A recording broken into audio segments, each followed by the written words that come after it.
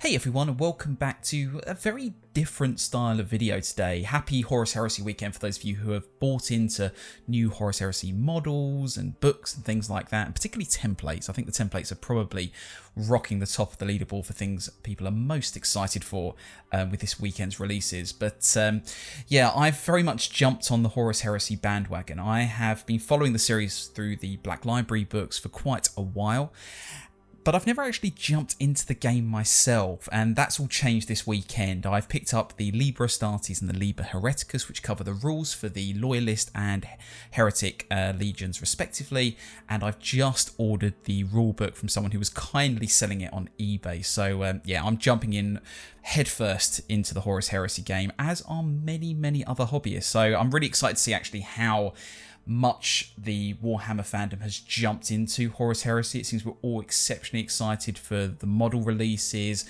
the game itself, to get to grips with this particularly interesting part of the 40k hobby. And yeah, I for one just can't wait to share not only what I've bought, but also to get more and more involved, because the models in particular are absolutely gorgeous, and they're going to look even better as they start to make the translation from resin to plastic. But anyways, I'm getting distracted. I hope you're enjoying your weekend wherever you are.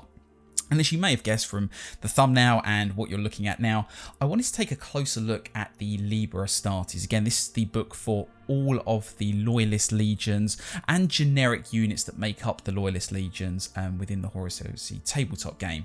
And full disclosure, everything you're about to see is owned by Games Workshop. I'm not trying to publish it on their behalf. Just see this as sort of like preview to see if you'd like to pick up the book if you haven't already, or just, you know, an idle browse if you happen to, I don't know, show an interest in the game itself.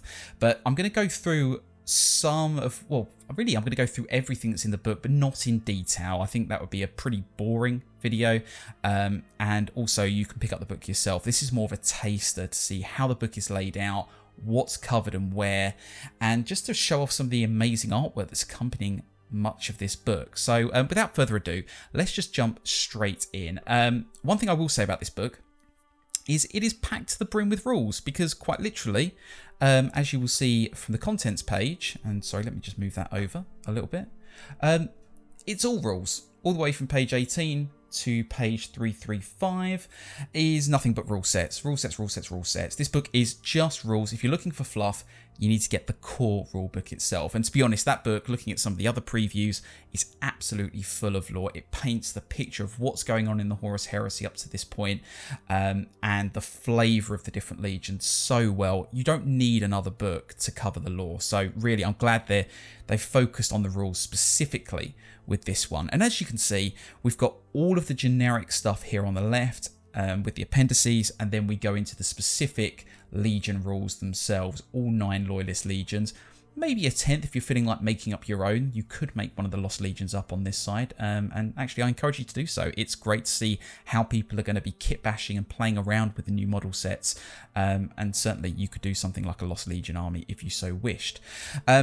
So yeah, you can see it's packed to the brim. You're getting a lot for your money with this one. Although that said, as you can tell, it's kind of split. Well, I think it's split evenly. Yeah, Dark Angel stuck at page 150, so it's literally split between generic rules and Legion rules. So, like a lot of Warhammer books, if you're kind of leaning towards a more generic Legion, or you're not looking to get into some of the specialist stuff, you know, you want to stick with this side. There's not a lot if you're... Sorry, there is a lot, but what I'm trying to get at here is that, obviously, like a lot of books, you kind of end up ignoring big chunks of it. And there's no way around that, really. I don't think they're ever going to release a separate book for individual legions with all of this and one of these, say, for example. I think this is going to be as the book is, as opposed to the rule book, the core rule book, which I think they will probably divvy up into a smaller, condensed version at some point.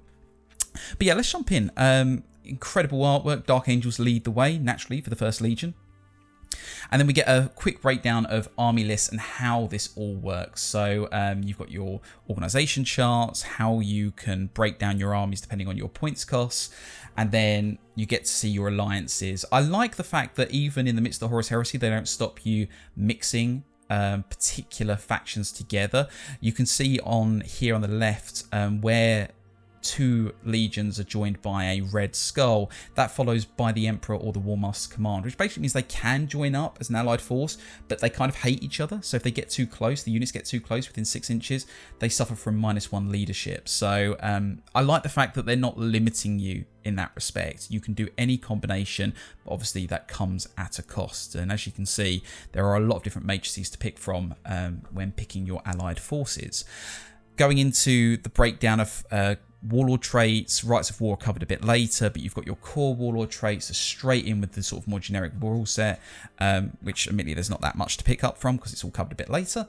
Then you've got your HQ units. Now the Legion Praetor, I mean, what a gorgeous model they've done for this new release. It's absolutely incredible, and as you can see, so many different customization options. I think it's probably, looking at some of the sprues, it's one of the most customizable HQ units that Games Workshop's done, which is promising for things to come, but also I think great given the value that that core set offers. You can really do so much with all of those Marines and those HQ options, and yeah, I think it's just really, really nice to see, and lots of people can play with this however they want and come up with some really interesting combinations. So yeah, you've got your Legion Praetor there, your Cataphractii and Tartaros Praetor there. I'm not going to again go through every single profile. You can check out the ones you want, but I will point out how nicely it's laid out. They've started by listing the points costs in the top right, which I really like. It's interesting in 40k. I'm not a power level player. I play by points, and to be honest, I would prefer to have the points costs for certain units laid out here, but then I guess, you know, points are always changing and it would make the whole thing feel a little bit redundant once they updated the new points. But in any case, I like how they've laid it out here. It's got a unique look compared to 40k. You haven't got the pictures and the profile pictures in the top left or top right, and they haven't put the actual weapon stat lines in. Those are covered a bit later, so it allows you just to really focus on the profile you want and the customization, and then you can look at the stat lines a bit later. I think that's just a really nice way to do it. Your Consularis options are all laid down here. Your Consularis profiles, but basically they're people who have taken a specialist role within legions, so your chaplains, your librarian subsets and things like that. So you can start to really, again, customize your Legion Centurions in that way.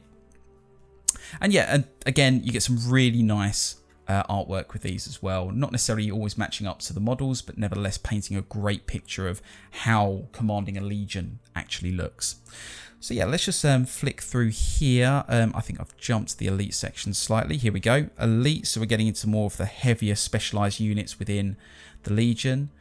Starting with veteran squads. Again, the customization options are absolutely fantastic. And again, you can see why they've gone for the approach they have done with the model upgrade sprues. There's a lot of people who are going to be picking different options out, probably also buying them on the second-hand market to give a real flavour for the sort of way they want to play with their Legion and the way they want that Legion to look. So again, it's great to see just how many options you can play with practically almost every unit. Past the Cataphractii Terminators, you've got your more specialist units here, Apothecaries and Tech Marines. Again, even the Tech Marines have a lot of customization. And then your Contemptor Dreadnoughts and things like that. We get into the troops and dedicated transports here. This is going to be the battle line makeup of your army. You're almost certainly going to be flicking through these pages quite a lot as you're building your army. And yeah, it's just really nice to see. I love as well talking about the stat lines in particular. I didn't play for 7th. I was sort of a 3rd to 5th ed player. And then I dropped out and came back in for 8th.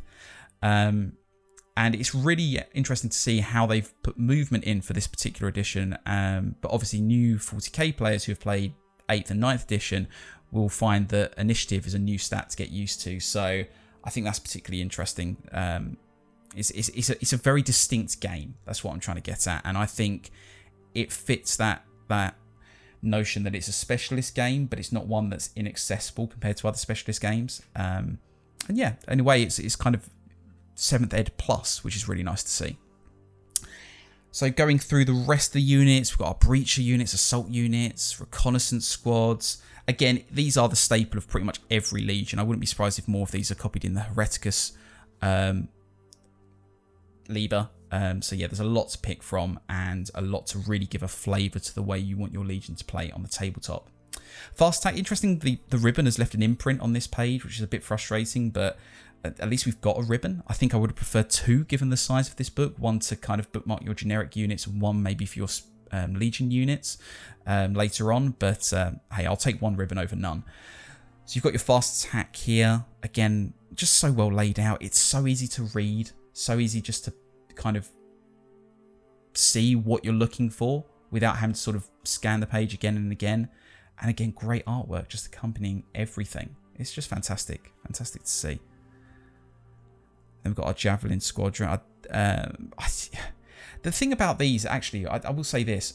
One thing that's drawn me into the Horus Heresy, more than anything else, is nostalgia. I used to have a copy of the Visions of Heresy art book, and pictures and artwork of land speeders that look like this was really my first introduction to the Horus Heresy. So to see these models and this artwork here, it kind of brings out that, you know, early teenager in me that just loved the whole concept of Warhammer and tabletop war games and things like that. So yeah, I don't know about anyone else, I'm really liking the nostalgia feeling I'm getting from all of this.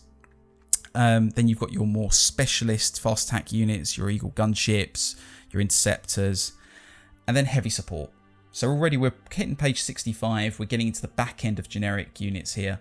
Your heavy support options. I think this is really where Horus Heresy comes into its own. You've got some incredible units here that, quite frankly, make a lot of models in 40k pale in comparison. And I don't mean that in a derogatory way. I just mean, like, look at this model. That's the epitome of Warhammer 30k, 40k mechanized warfare. And it's great that they're seeming to allow more and more of these units to step into the world of 40k. The Kratos, or Kratos, however they're pronouncing it at Games Workshop headquarters, is making that step. I'm sure more Forge World models will join others in making that step. But at the same time, Horus Heresy is the playground for so much of this great ancient technology. So yeah, no, it's lovely to see all of these and to actually see all their profiles in one book, so you can really get a flavour of what you want to pick from. I'm going to skim through a lot of this though, because I think you know, you've probably seen a lot of this on the Forge World website. You know the stuff you're going to see here, but it's where the meat and veg of Horus Heresy really sits, in my view. And it's just, again, great to see. Lords of War options. So these are the big beasts here. Your Typhon squadrons and things like that. It's just, yeah. What more can I say other than I think people will be delving into this, no doubt, for some of their bigger armies. I think you need to have a certain amount of points to be able to fit one into your force organization charts, particularly if you also want a Primarch. But yeah, I think cost ignored, to be honest, because some of these models are exceptionally expensive. They do look like they'll be a great addition to pretty much any army you pick from. Appendices then, so they break down the subtype units that kind of act as keywords, I think, for much of the more specialist army profiles and things like that. And then you get into the generic rights of war. So again, it is what it is. Drop Pods Assault. I'm definitely, I think, going to be picking or creating a Space Wolf army that is focused on Drop Pod Assault, just because I think the Drop Pod is such a staple of how Space Marines play, and I've never actually built one before. So looking at how cheap Drop Pods are, 35 points each, I think I'm going to do a Space Wolf Drop Pod army and maybe go for an Executioner themed army like what Leman Russ unleashed on Magnus or something like that. Subterranean Assault's an interesting one as well. A bit of a side note, if you've seen my video on the Leagues of Votann and what we might expect, I think Subterranean Assault might be how that army does things like Deep Strike in 40k. We'll wait and see, but the fact we've actually got rules here and that Games Workshop rules creators are thinking about Subterranean Assault, obviously the models already existed before this edition, but needless to say, they thought about how Subterranean Assault works. I think that could be an interesting one for 40k as well. So one to watch. But again, bit of a side note. Again, you're getting your Rights of War here, your Consularis options. Again, these are the more specialist heroes, your Chaplains, your Librarian subclasses, Apothecaries, Champions, that sort of stuff. So yeah, it's all, again, really great flavour, depending on how you want your army to look. I'm going to keep just skimming through, because I realise I've lingered on the generic armies enough, or the generic profiles enough. So then we get into the armory options, where we start to see some of the stat lines for those weapons. And yeah, it's great to have this all in one place. It's not broken down into different sections or at the back of like the troops options, then the elites option, things like that. They've kept it in one place. Again, and a reason you'd want maybe a couple of other bookmarks so you can kind of flick to these quickly, but I'm sure people will get creative with how they bookmark those pages. So you've got your weapon profiles here for pretty much everything. Again, they've broken it down into nice little subsets: chain weapons, force weapons. You know roughly what you're looking for. It's easy to pick out as you're skimming the page. So yeah, they've really thought well about the visual aesthetics of the book. And then you've got your kind of standard Astartes war gear and things like that. Again, pretty much the staple of most armies. You're sure to be using some of this. And yeah, I think it's, again, really well laid out. I've jumped a little bit ahead. You can tell I'm pulling back because we've missed the Dark Angels. So unlike the core rule, but there's no sort of visual start to the legions. You kind of go into the Loyalist Legionist Astartes rules. There's a breakdown of how these operate and Lords of the Throne, things like that. How there will be certain sub rules for Loyal Astartes and things like that. But yeah, you basically just jump straight in to each individual legion. And what's great to see is that they've, again, really streamlined the visual aesthetics of this. So you have your sort of core legion rules, as it were, the headline rules, and then you go into warlord traits, rights of war, pretty much for every single legion. This is how it's laid out. Again, really easy to pick up on what each one does, effects, limitations. It's not hard to read. I know I keep going on about that point, but it is a rule book, and again, they've thought really well about this. There's some examples in 40k and Age of Sigmar where they haven't done this particularly well, but at the end of the day, these are rules to be read, and so they've done a great job just hitting that note. I'll stop talking about that point, I promise. The armory of the Dark Angels are the more specialist weapons that each legion has access to. Again, some fantastic artwork here. And then the Primarchs themselves, they kick off, with one exception, they kick off the profiles for each legion. So you've got Lionel Johnson here. No specific artwork attached to the profile. There is a section later on at the back of each legion section where you see some of the models. Probably a good idea to save some space given how many rules you have for each Primarch. But yeah, obviously you're going to start with the main man of each legion themselves. Then your more specialist units. So you've got your Inner Circle here, Dreadwing and Deathwing. Causeway. I'm not going to go through everyone. Sorry, I know I keep saying I'm not going to, but I just want to show you the highlights, as it were. And then after you get through the individual specialist profiles, you get to this section here, which covers all the heraldry, which I think is absolutely fantastic. You get to see some of the more specialist iconography of the Legion, and some of the paint schemes, and some of also perhaps the specialist heads that we'll see in their Mark 6 sprues when they eventually come out. I think we've seen Dark Angels, maybe I'm wrong on this account, but certainly some of the other legions like Space Wolves where they've got the wolf masks. I wouldn't be surprised if they actually are part of the sprues later on. So yeah, you get to see some great visuals here. Just beautiful. I wish I could paint that onto the side of a Land Raider, but there's no chance of that happening, I'm afraid. Not without some sort of template or something like that. And then you get to see the models themselves. Again, very select number of options and not every single unit that's covered in the profiles, but you get to see some of the main specialist models. And again, it's great to see. It's nice to have these little hobby sections at the end of each one. Then straight into White Scars, the 5th Legion. Again, specialist headline rules, your warlord traits, rights of war, your armory, your legiones, consularis. I'm going to have to learn to pronounce these a little bit better. Interestingly, these precede the Primarchs. I don't know why. I guess maybe because you're going to be flicking to it a little bit more often. Maybe not. But it seems a bit weird to me that they've put that before the Primarch themselves. But hey, it's a pedantic point, I know. Then you've got your specialist units again. Oh, God, great artwork. I love this.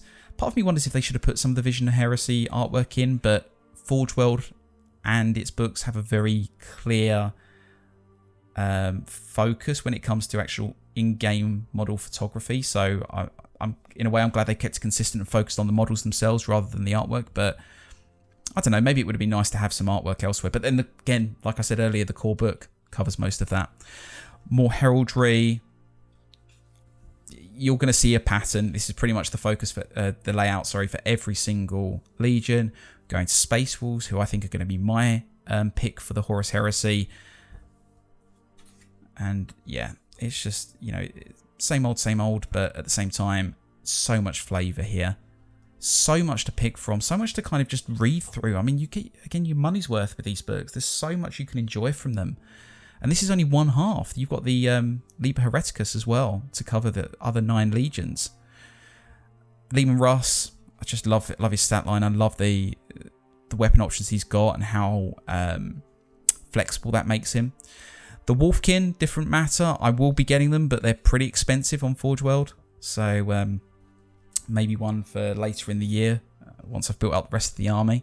Or maybe they'll come to plastic and I'll kit bash something equivalent in plastic. Who knows? But yeah, I think it's a bit of an expensive set. And the Primarchs themselves are pretty expensive.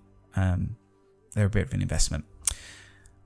So you've got again, a great artwork accompanying everything. Great layout. Not trying to squeeze things in here. They just give everything its chance to breathe. I mean, a Grey Slayer pack, you might sit there and go, does it need 2 pages? They haven't cared. They've gone, no, let it breathe. Let it breathe.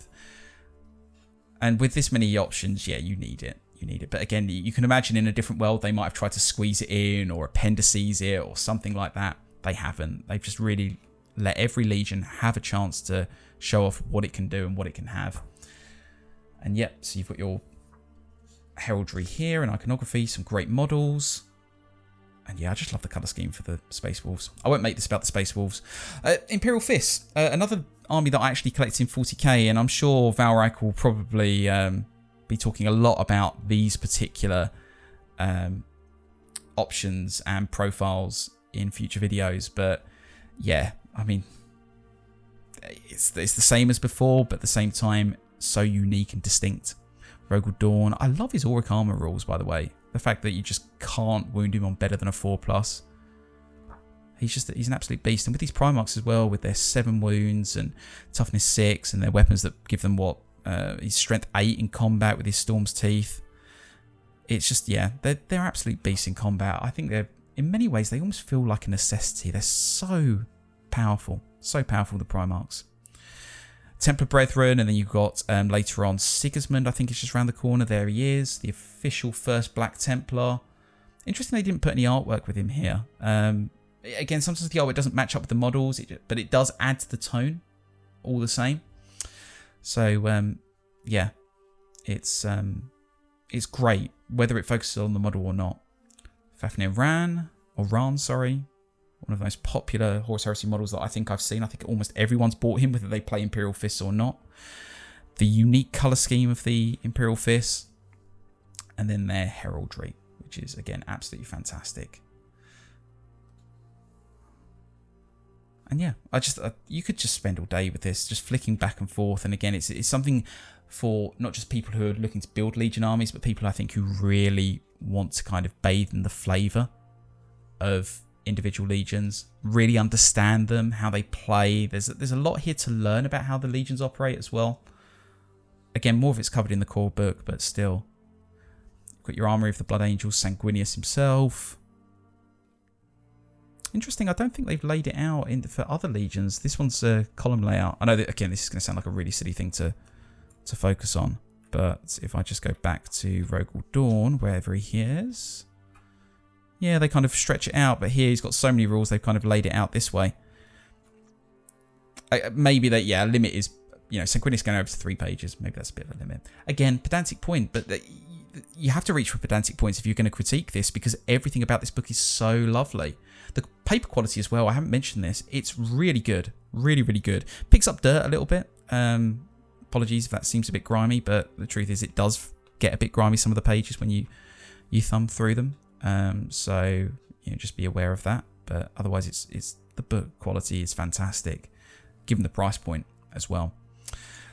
So this is the again. Imagine if you could freehand that, or just buy some sort of what's the word I'm looking for? Transfer that could to go onto the door like that. Maybe Games Workshop needs to go into those, get more detailed transfers in time, because the artwork they show, it almost feels like it almost feels a bit sad knowing I'll never be able to pull something like that out and put it onto my Land Raider without commissioning someone to do it, at least. The Blood Angels, I mean, their aesthetic's gorgeous. The way they've laid this out, the back colours of everything and whatnot, I mean, they're just such a beautiful colour scheme. The Iron Hands, poor Iron Hands. These are my actual staple 40k army for Space Marines. I just love the lore behind the Iron Hands. And I kind of fell in love with them when I read Fulgrim, the Horus Heresy novel. I thought they were great. And yeah, that said, I can't go to collect them in 30k as well. I think that's a little bit of a busman's holiday for me. And yeah, I can't have 2 Iron Hands armies. Want something a bit different. But as you can see, Ferrus Manus, you've got your Gorgon and Immortal squads there. More of your iconography. I'm going to kind of start speeding up a bit because I think this is going to sound pretty repetitive if I don't otherwise. You go on to Ultramarines, the 13th Legion. You've got some other great warlord traits, and I think as well, I love this. You get reactions for the legions as well, and Unity of Purpose is a really nice one for the Ultramarines, where basically as a reaction to an enemy shooting, once that the opponent has done all their rolls, you can then pick that unit, and I think an allied Ultramarines unit, to open fire on that original unit. You can only do it once per game, if I'm correct. Once per battle. But needless to say, that could really tip the tide if you use it in the right circumstances. The Armory of the Ultramarines. Rabute Gilliman himself. Fantastic profile. He's, interestingly, the Primarch I like least as a model, just because of that scenic base. I've seen some people convert the base out to make him look like he's actually on the battlefield. And I would do that myself, but he's definitely one of the more collectible focused Primarchs. But that said, I mean, again, it's a fantastic model. Absolutely gorgeous, but yeah, interesting choice of base. Heraldry of the Ultramarines. If you haven't got bored of Ultramarines by this point, given the love they certainly get in 40k, none of that in 30k. Necessarily. I like how they haven't tried to squeeze Ultramarines into poster boys for those for that game at least. But as you can see, there's still a lot of love for them all the same. And rightly so. Rightly so. They are still a fantastic legion. And chapter in 40k. The Salamanders, we're almost getting to the end now. So you can see that you've got their Rites of War there. They've even got Psychic Disciplines, which is quite nice to see. I think actually, sorry, all of them have got Psychic Disciplines. Sorry, I was getting confused with the section. Yeah, but you can see here, you've got your individual Psychic Disciplines here down the side. Their armory options, the Primarch. And then the heraldry options. I could maybe get away with that one. I could probably try a Salamander for a hand on that one, but yeah, that's probably the limit. I might still need a transfer. And then finally, the Raven Guard. I'm just kind of flicking through the last few pages here. As you can see, the armory. They don't let up on the artwork here. Photography, I guess, is the correct phrasing here. They love putting it in everywhere, and it's great. And I don't mean that as a criticism. I think having things like this, even up to the end, it's just a great tone. It just shows you what the Horus Heresy is all about. Yeah, no, again, these little subtle things that really add to the feeling of playing this game. So you've got Corvus Corax with his rules here. Then you've got the more specialist units for Raven Guard, which there aren't that many. Some legions get quite a few, some don't. Be interesting to see how those profiles fill out over time, how they add units to the Horus Heresy, because obviously we're not going to just stop where we are now. And that begs the question about how they're going to update things like this over time, whether there'll be second versions, whether there'll be add-on supplements or things like that. Personally, I think they'll go for second versions over time, with a few extra pages for those updated units, because they won't come out that quickly. But still begs the question. Your iconography for the Raven Guards, quite simple, but nevertheless quite effective. And then finally, you get a sort of quick look at some of their models. And interesting, they have got some of the new models painted up in those colour schemes. So it'd be interesting to see you know, whether they've done like a tale of, I guess it would be 18 warlords, and you know, everyone's kind of got the core set, created a legion back at Warhammer Studio, and you know, shows what that looks like. It would have been cool actually to see that, maybe. I know that's asking a lot for very little game, but it would have been cool to see like how the core set looks when painted in a particular legion style. But you know, again, I'm sure loads of people will be doing that anyways. The book pretty much ends here with a final look at a battle between the Ultramarines and I'm not really sure who. It just looks like the Ultramarines are going gun-ho on someone. And then it ends with a final push for the Horus Heresy Black Library novels, which are definitely getting a lot of popularity as we approach the final Siege of Terror books. I think at the time of recording this video, we've got 2 more to go to the end, and the penultimate one has been announced, and then we've got finally the climax, as it were. So yeah, that is the Liber Astartes, and what can I say other than, again, you just get so much money, so much value for your money with these books. There's just so much to enjoy and so much to kind of scan through. Even if you're not playing one of these legions, you can at least go in and, you know, see what the flavour is like over there, and whether that's going to be the basis of a second army, or you know, who you want to ally with for a particular tournament if they start doing Horus Heresy tournaments, which I'm sure they will do. And yeah, it's just 335 plus pages of great profiles, content, well laid out. You know, it doesn't touch on the lore, but you don't need it to. It's lean. Well, it's not lean, but it's lean in the sense that it just goes for the rules, and I think that's the right decision with a book like this. So it's fantastic. So yeah, thank you for watching this video. I realise how long it's gone on for. This is a very long one. I'm going to upload it as it is, so please tell me if you didn't want to see it this long. I've got the Liber Hereticus that I want to look at, and I might just really skim through that book even quicker, because I think this is going plus 30 minutes now. It's probably a bit long, but apologies. I'm trying to get used to this sort of format. But yeah, really love this book. Let me know what you think in the comments below, even if you've jumped to the end necessarily. Did you pick it up? What do you think of the layout?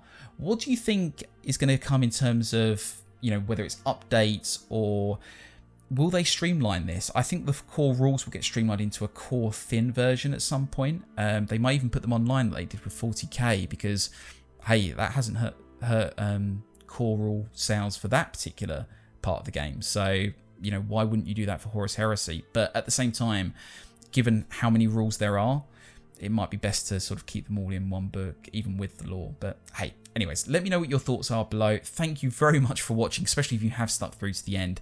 And I look forward to seeing you in the next video, which will almost certainly be a look at the Liber Hereticus. But until then, have a great day.